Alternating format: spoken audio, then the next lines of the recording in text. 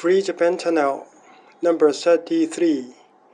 Today, May 27th, Monday, here in Yokohama, 2024. The time is 5 p.m. The end of May, so 5 p.m. is still very bright here in Yokohama.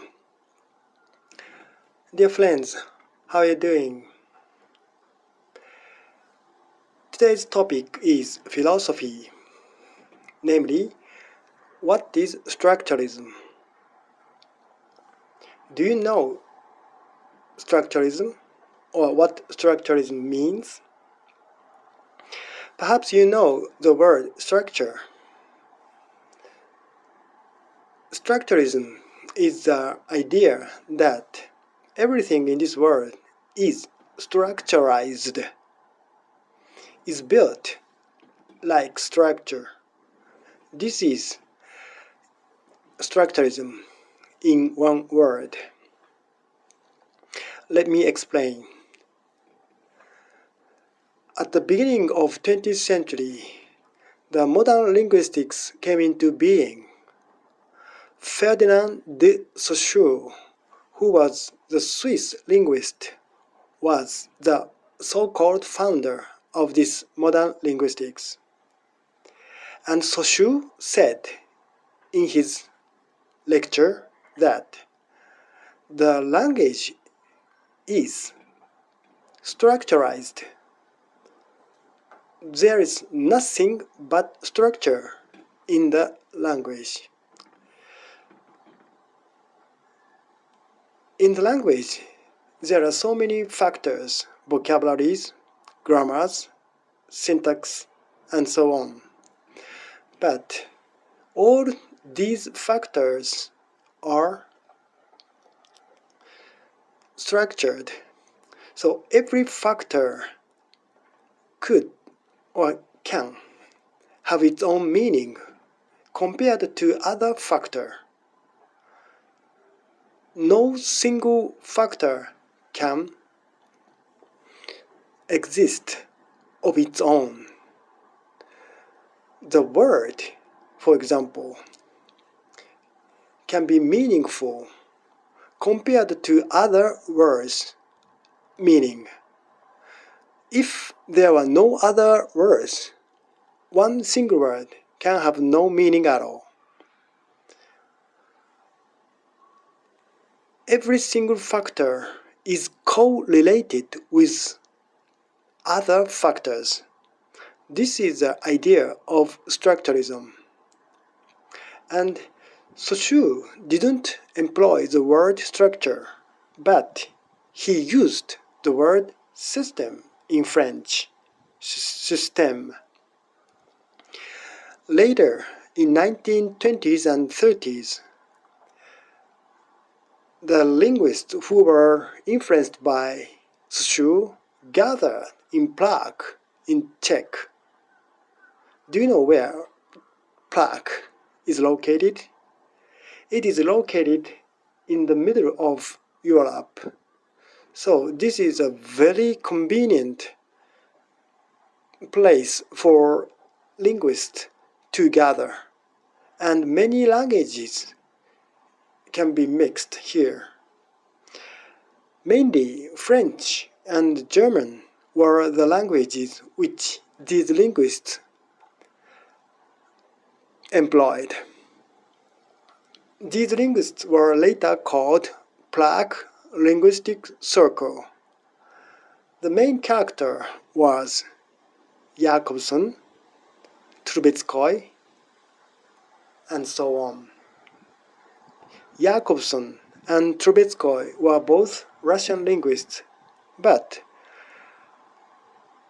Karl Bühler, for example, German linguists were also there.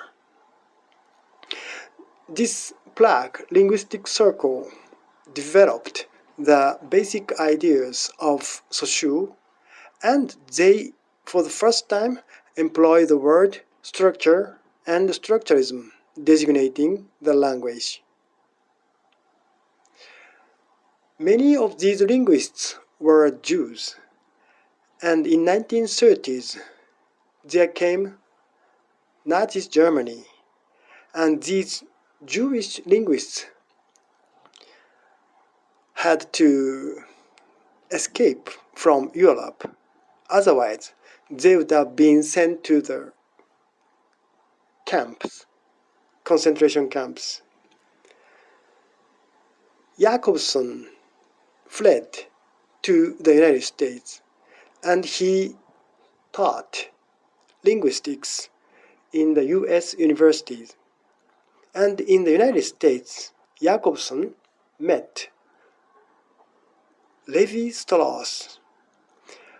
This young Levi-Strauss was an anthropologist who majored in South America, particularly Brazilian native tribes. And Levi-Strauss already gathered various data regarding native tribes of Brazil or the Amazon. To Levi-Strauss did Jacobson teach the idea of structure of language, and Levi-Strauss cleverly noticed that he could utilize this structuralism, so-called structuralism, explaining the anthropology he found in Brazil.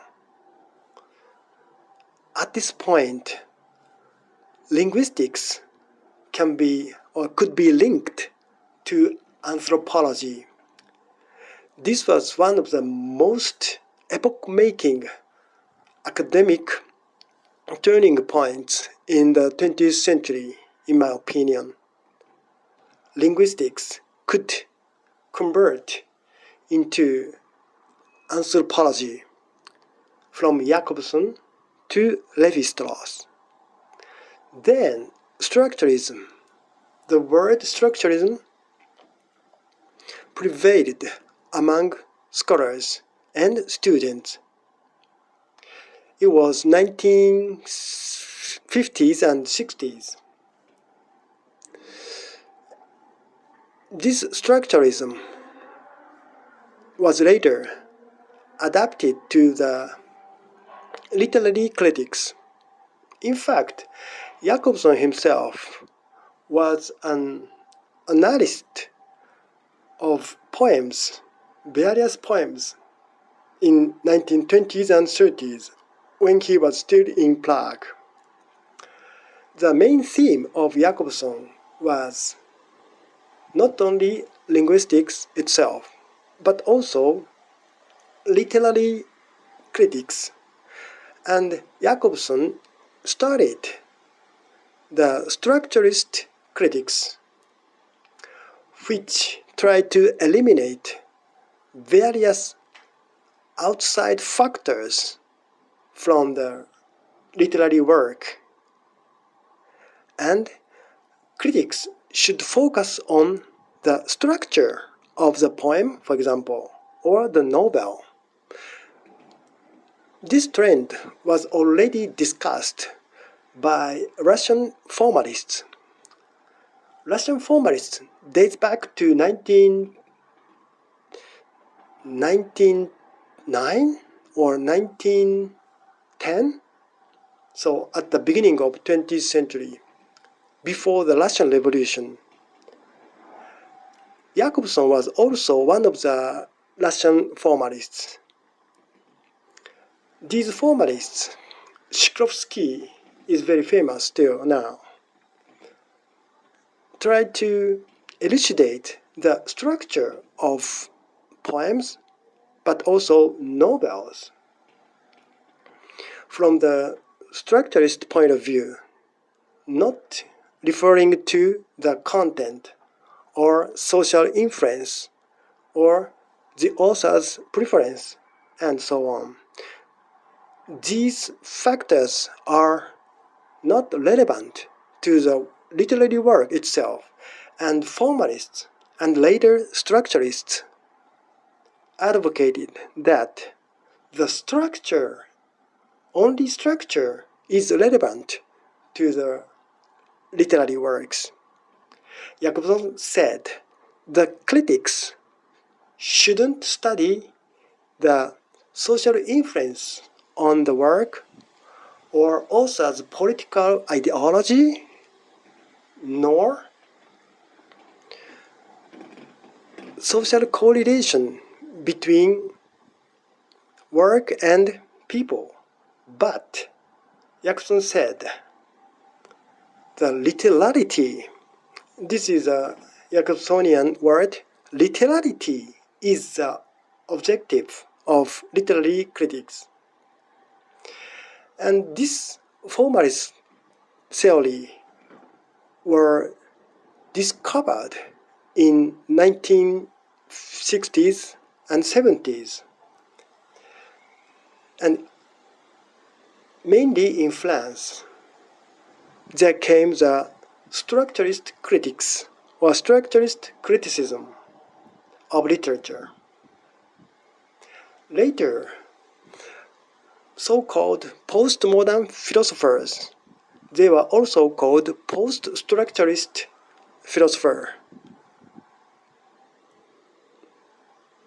developed the philosophy which tried to overcome the structuralism. So in 1980s, the trend of structuralism was on the wane. But for 30 years maybe, from 50s to 80s, structuralism was the fashionable academic trend in the 20th century's philosophy. So if we want to elucidate the historical course, historical stream of the 20th century, we cannot leave out structuralism from our perspective. Thank you for listening today.